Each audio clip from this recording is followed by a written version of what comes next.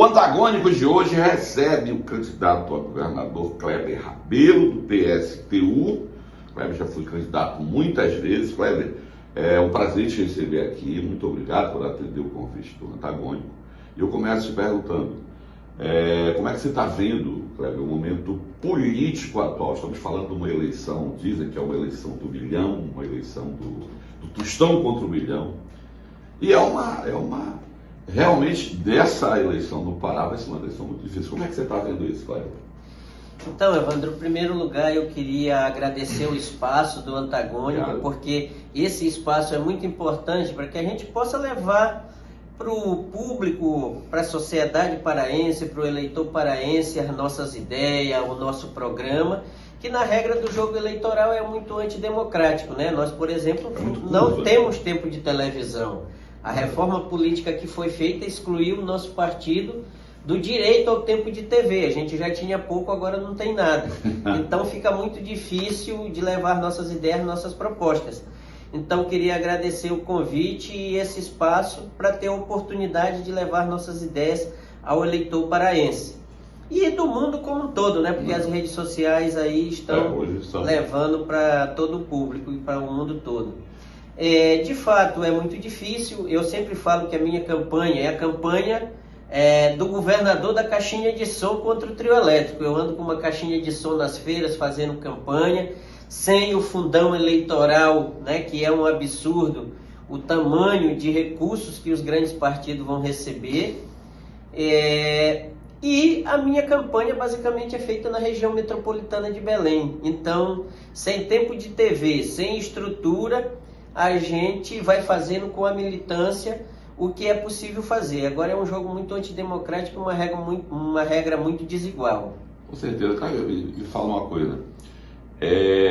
Nessa caminhada, você já foi candidato a governo, é a terceira vez, não é isso? Me corrija se eu estiver errado.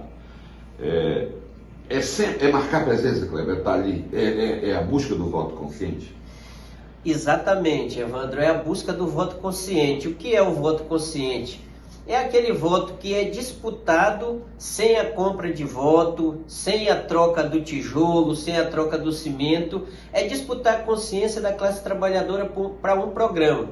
Porque nós trazemos a nossa candidatura. Eu fui vereador de Belém no período de 2013 a 2016 e não vim mais para a reeleição. Inclusive, quando fui vereador de Belém, meu primeiro projeto foi a redução do salário dos vereadores, do prefeito e dos secretários. Porque nós achamos um absurdo o quanto os políticos ganham para uma jornada de trabalho que não é a mesma jornada da classe trabalhadora, né? Então, para nós, um político teria que ganhar igual a um operário especializado ou igual a um professor, né? E ter os mandatos revogados, né? A qualquer momento a população poderia tirar do mandato e não esperar 4 anos para retirar. Então, o nosso programa é um programa que vem conscientizar o trabalhador para discutir a necessidade de ter um projeto para defender os interesses da classe trabalhadora, porque nós achamos que o capitalismo hoje, ele não consegue mais superar as dificuldades que estão colocadas no mundo. Então, ele não resolve o problema da moradia, não resolve o problema do desemprego, não resolve o problema do meio ambiente, do saneamento básico, da educação. Então, se visa sempre mais o lucro, a privatização de tudo, e com isso as pessoas ficam morando na rua, juntando comida no lixo, ou seja, não se preocupa com as necessidades do ser humano. Então nós achamos que tem que superar o capitalismo, construir uma sociedade socialista, onde o ser humano seja valorizado, ele possa viver bem, ter direito ao emprego, que nem isso hoje a classe trabalhadora pode ter o direito de trabalhar e sustentar sua família bem. Então, por isso, a nossa candidatura vem exatamente para disputar o voto consciente na construção de um programa para a classe trabalhadora, para os mais pobres, para os menos favorecidos do nosso país, do nosso estado. Bom, você falou que você foi vereador de 2003, é isso? 2013 a 2016. E tu não viesse à eleição. Não. Por que, Kleber? A experiência não foi boa? Por que tu optou por não tentar novamente, não continuar o mandato? Ou ter um novo mandato como vereador? Não, então, se eu viesse para a reeleição, provavelmente me reelegeria. Mas, na verdade, eu não vim para a reeleição por quê? Porque o projeto do nosso partido não é um projeto pessoal, não é um projeto do Kleber. Então não tem a ver com a minha situação, ou o meu status, ou o meu bem-estar social. Então nós achamos que o mais importante naquele momento não era a reeleição, era uma decisão coletiva do partido de que o melhor seria a gente vir para uma candidatura majoritária, para disputar o programa, a consciência dos trabalhadores, ter mais espaço para levar esse programa e não a reeleição. Então por isso eu não vim para a reeleição. Entendi. A gente retorna daqui a pouco nessa entrevista com Kleber Rabelo do PSTU, candidato a governador.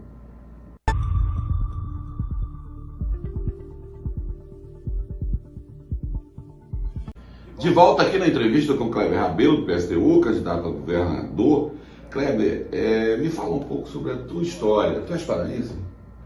Não, eu sou maranhense, vim para o Pará em 97, né? Iniciei meu trabalho aqui no Pará vendendo limão na Feira do 4, aqui em Ananindeua. Morei por 16 anos aqui. Cidade Nova, tá falando? Cidade Nova, sim. Morei por 16 anos em Ananindeua, no Icuí Guajará, né? Depois de um ano vendendo limão na feira, eu consegui fichar na construção civil e comecei a trabalhar no canteiro de obra.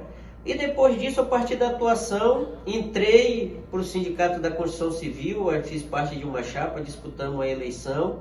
Entrei para a diretoria do sindicato e de lá para cá a gente se tornou uma referência na luta da categoria, na defesa dos direitos, lutando por melhores salários, por melhores condições de trabalho, mais segurança nos canteiros de obra.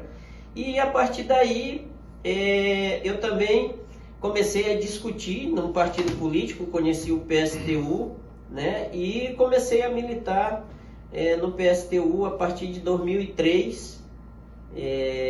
E desse período para cá eu sigo militando até esse momento no PSTU. Onde tu achas que veio, que bateu a questão? Eu vou entrar nessa guerra. Tu disse que começou vendendo limão, mas qual foi o momento que tu resolveu entrar em um partido? Foi justamente qual foi o período de dizer, olha, rapaz, é a política, eu tenho que entrar, eu tenho que defender essa classe. A partir de que momento, se tu te lembrar disso? Não, então, eu entrei e a partir do que eu passei a entender de que o poder político é que resolve todas as questões, né? Antes eu tinha até uma compreensão assim, eu não quero saber de política, não quero saber de nada, basta eu ter meu trabalho aqui, sustentar minha família, não quero saber de deputado, de vereador, de nada que esses caras estão fazendo para lá, eu não vivo à custa deles. Mas depois eu passei a entender, com a discussão política, que na verdade é a política que resolve tudo, é o aumento do combustível, é o aumento da tarifa de energia, é o aumento do gás, é a falta de médico, né? É a falta de água encanada na casa. E a classe trabalhadora que não se preocupa com isso, né? Então os banqueiros, empresários, o agronegócio estão tudo lá dentro fazendo e beneficiando somente eles. Então as leis geralmente são feitas só para beneficiar o grupo empresarial, os poderosos, e os trabalhadores ficam à margem da sociedade. Então eu passei a entender isso e a partir daí eu entrei na política para tentar organizar os trabalhadores e dizer que nós trabalhadores temos que nos organizar enquanto classe para poder organizar um governo que beneficie os trabalhadores. Tá, me diz uma coisa, tu foste vereador, tu já tinha disputado antes ou na primeira que tu entrou como candidato a vereador, tu ganhou? Eu fui em 2010 candidato a governador. E aí, depois dessa, em 2012, eu fui candidato a vereador e me elegi. Tá, e me fala um pouco dessa experiência. Foi a primeira do mandato como vereador. O que tu guarda disso aí? Para não tentar voltar ao jogo, alguma coisa. Foi uma experiência boa? O que tu traz de aprendizado disso? Não, foi uma experiência importante, né? Como eu era o único vereador do meu partido, então eu também era liderança de mim mesmo. Na época o prefeito era Zenaldo Coutinho. Nossa. Né? E aí, então foi uma experiência importante, né? Eu consegui logo fazer com que todos os vereadores ficassem contra mim, porque o primeiro projeto que eu coloquei foi de redução do salário dos vereadores, né? Não era para menos, né? E depois... Choque de ordem. Então eu fiquei sem apoio nenhum. Todos os projetos que eu colocava, nenhum eram aprovados. Mas eu seguia na batalha, defendendo, colocando emenda, fazendo aquilo que estava ao alcance do vereador. E além disso também foi um mandato que serviu para apoiar as lutas, né? Nós apoiamos greve de professores, apoiamos a luta dos operários de Belo Monte. Inclusive foi o meu mandato que conseguiu libertar 5 operários que foram presos em uma greve em Belo Monte, né? Você lembra aquela greve tal, o sindicato que era o sindicato da pesada, não foram nem lá visitar os trabalhadores. Eu fiz umas 3 viagens aqui de Belém a Altamira e a gente conseguiu libertar esses 5 trabalhadores, levamos o processo até o final. E na verdade eles pegaram 5 pessoas aleatórias para tentar dar uma resposta à sociedade. E também, assim, a minha vida era enfrentamento dentro da Câmara, né? Então eu usava o mandato para defender os interesses dos trabalhadores. Uma coisa que ficou marcada no meu mandato foi a retirada de pauta de um projeto que o Zenaldo colocou, que ele pretendia ficar com o dinheiro excedente do Vale Transporte, de toda a população que tinha direito ao Vale Transporte em Belém. E nós paralisamos as obras da construção civil, ocupamos a Câmara, a gente garantiu água, alimentação, ocupamos a Câmara e esse projeto foi retirado de pauta. Era assim, muitos trabalhadores usam bicicleta, outros usam moto, então o excedente do Vale Transporte, aquilo que os trabalhadores não usavam, o Zenaldo queria que ficasse tudo para a prefeitura, né? Na época, sei lá, se eu não estou enganado, era cerca de 57 milhões por ano, né? Então era muita grana e a gente disse, não, esse dinheiro é do trabalhador, já é descontado no salário dele 6% em relação ao Vale Transporte e o restante é financiado pela empresa. Então essa foi uma coisa que marcou. Não tinha outro vereador de esquerda na época? Tinha Marinô, tinha Fernando Carneiro, tinha alguns do PT também. Mas não eram tão incisivos quanto você. Mas na verdade ali que se destacava com uma pauta diferente era somente eu, né? Inclusive nesse projeto da redução do salário dos vereadores, eles não votaram favorável, né? Para você ver a diferença entre o PSTU, o PSOL e o PT, né? Os caras fazem um discurso à esquerda, mas depois a prática é outra, né?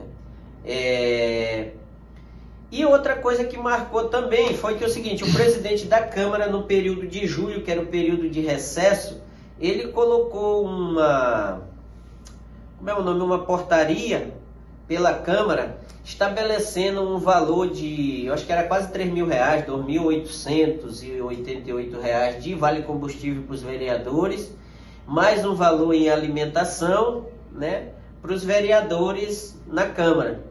Aí quando eu soube dessa portaria, eu entrei logo no Ministério Público contra o pagamento desses quase R$3.000 em vale combustível e também em alimentação.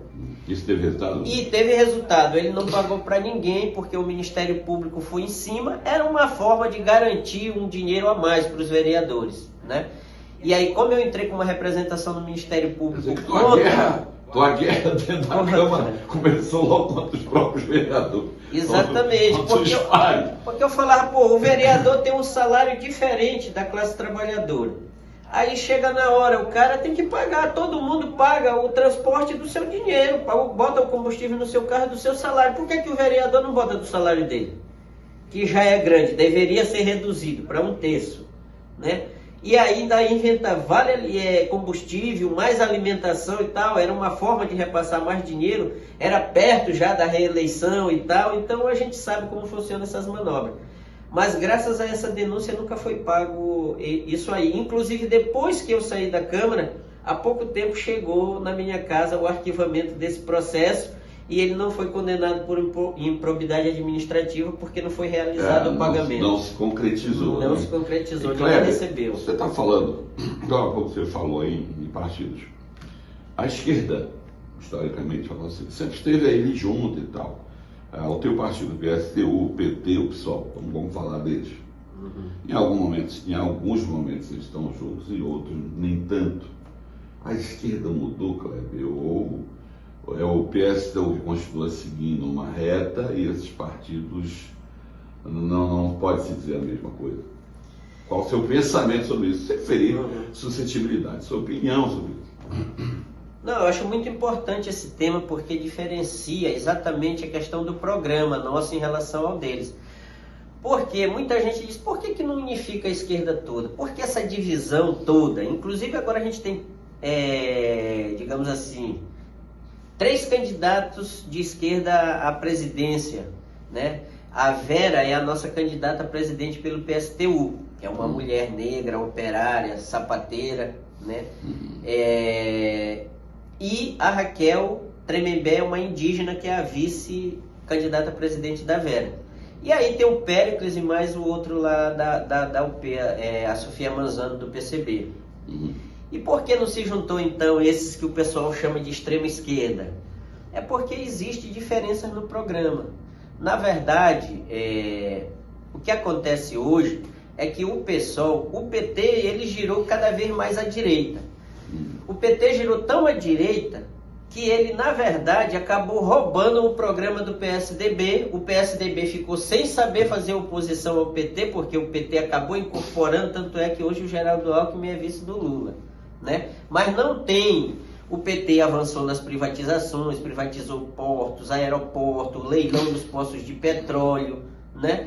Então, uma série de coisas aí foi avançando nesse programa, que era o programa que ele chamava de neoliberal do PSDB, né? O pessoal rompe com o PT, veio mais à esquerda e agora virou, que era um puxadinho do PT, se concretizou. Né? É um puxadinho do PT, porque na verdade não tem uma diferenciação no programa e vai a reboque do programa do PT hoje. Então, não existe o enfrentamento do PSOL com as grandes empresas, com o agronegócio, só tem discurso e, na verdade, implementa uma política de parceria com os empresários e com a própria direita, como é hoje o governo do Edmilson com o Helder Barbalho aqui no estado do Pará. Pois é, mas muitas vezes já estiveram juntos. Não deu certo essa, digamos assim, mudou, não era o que se pensava? Nós tivemos junto um período que a gente fez algumas coligações. De lá para cá a gente percebeu que estava errado isso aí, porque a gente não tinha o mesmo programa. Então, chamar o PSOL, o PT, para fazer uma unidade na luta, em defesa da classe trabalhadora, nós podemos fazer na ação, na rua, construir uma greve geral, uma greve, por exemplo, agora para defender o direito da enfermagem receber o salário, né? A gente pode fazer essa unidade de ação para a luta, para ação direta. Agora, na eleição, não. Nós temos que marchar separado porque o programa não é o mesmo. Então, a gente fez, sim, coligação naquele momento, mas a gente viu que a gente estava no caminho errado de fazer coligação com esse partido que não tinha o mesmo programa que o nosso. Então, por isso, a gente rompeu as coligações e passou a lançar candidatura própria e apresentar um programa nosso que é diferente do deles, sem aliança com a burguesia, sem colaboração de classe com os patrões. Entendi. A gente retorna daqui a pouco nessa entrevista com Kleber Rabelo, do PSTU, candidato a governador.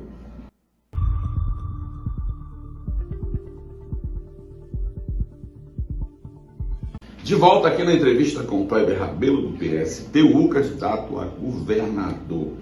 Kleber, Edmilson Rodrigues está mais uma vez na Prefeitura de Belém. Vocês caminharam juntos nessa eleição? Não, a gente, na verdade, lançou candidatura própria, né, à prefeitura, e nós não caminhamos junto com o Edmilson, porque a gente tem um programa diferente e, na verdade, o programa de Edmilson hoje é de conciliação de classe. E o que a gente dizia em relação a Edmilson se concretiza agora depois dele eleito prefeito, né? Ele falava que ia resolver vários problemas que o Zenaldo não resolveu. Um deles eu vou citar, por exemplo, os trabalhadores de várias secretarias da SEDUC, da CESAM, da SECOM, que são chamados ASGs, que são trabalhadores operacionais, por exemplo, na SEDUC é porteira, zeladora, é merendeira, eles ganham abaixo de um salário mínimo. Na época do Zenaldo ganhava R$ 827 o piso, né? Fora as outras vantagens. E a reivindicação deles era que o piso deles fosse para o salário mínimo. Então Edmilson se comprometeu com essa pauta na campanha. E depois de eleito, deu 5% de aumento. Saiu de 827, foi para 869. Né? Depois deu mais 4% e pouco. Então chegou a R$ 960, não chegou ao salário mínimo. Por isso teve greve, né, da educação, das secretarias. Então, quer dizer, antes ele defendia uma pauta e depois que chegou no governo não atendeu essa reivindicação dos trabalhadores e ainda taxava esses trabalhadores de bolsonarista, que estavam fazendo greve porque eram bolsonaristas. Então, quer dizer, aí mostra a verdadeira face do que é o governo de Edmilson, para citar um exemplo. Agora, vamos contrafato do argumento. O Edmilson foi prefeito de Belém por 2 mandatos e voltou agora, no segundo turno, disputou com o Eguchi e tal. Mas ele foi muito bem votado, isso é fato. Tu achas que a população não sabe votar, digamos assim, ou o que foi que houve? Se enganou com o candidato?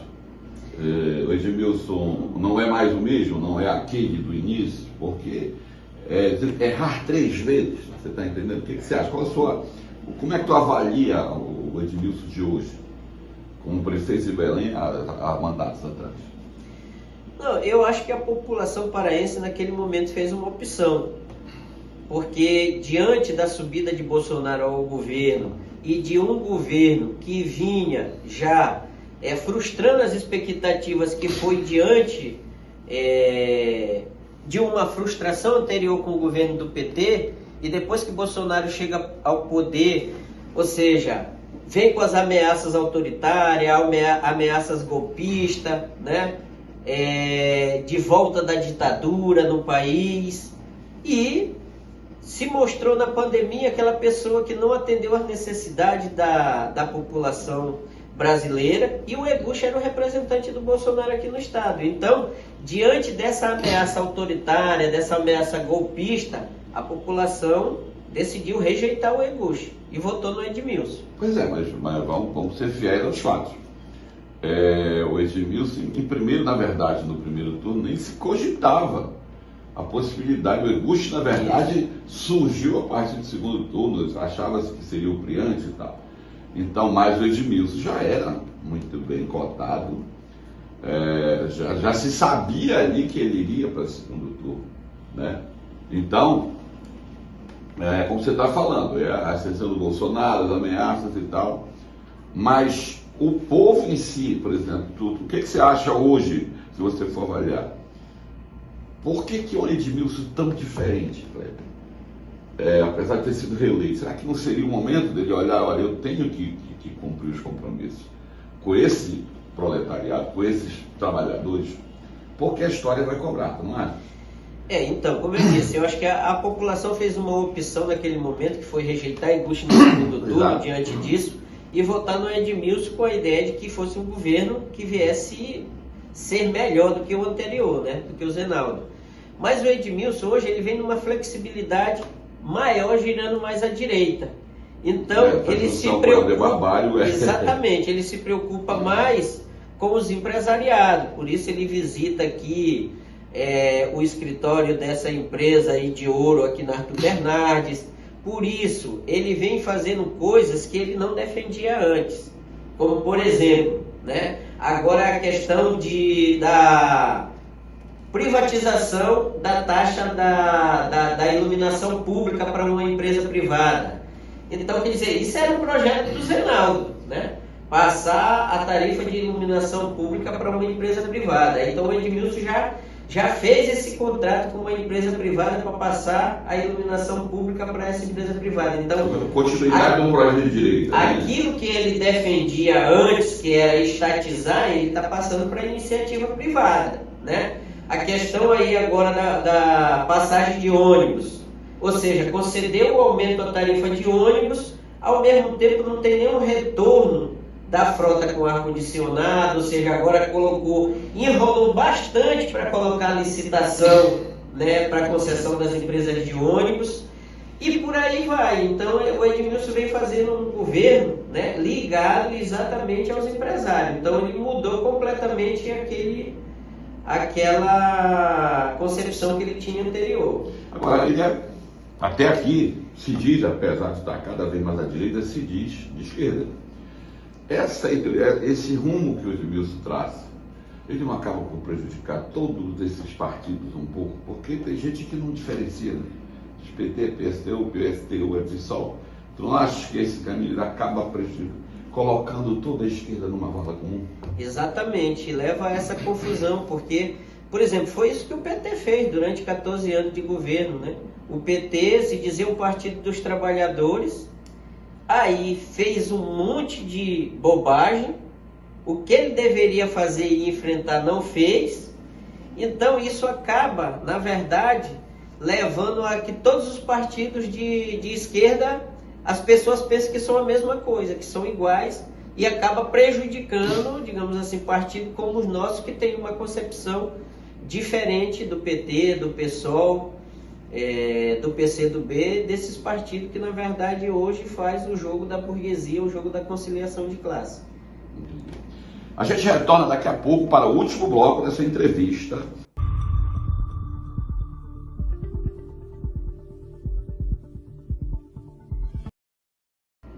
Estamos de volta aqui na entrevista com Kleber Rabelo, candidato a governador pelo PSTU. Kleber, chegou aquele momento em que eu vou te falar sobre uma personalidade política e você dá a sua opinião em uma frase, você escolhe o tempo, mas que seja sucinto, só para te definir.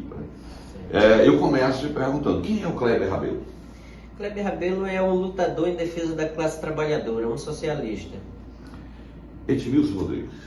Edmilson Rodrigues é um conciliador hoje. Helder Barbalho. A Helder Barbalho é um projeto de direita, né?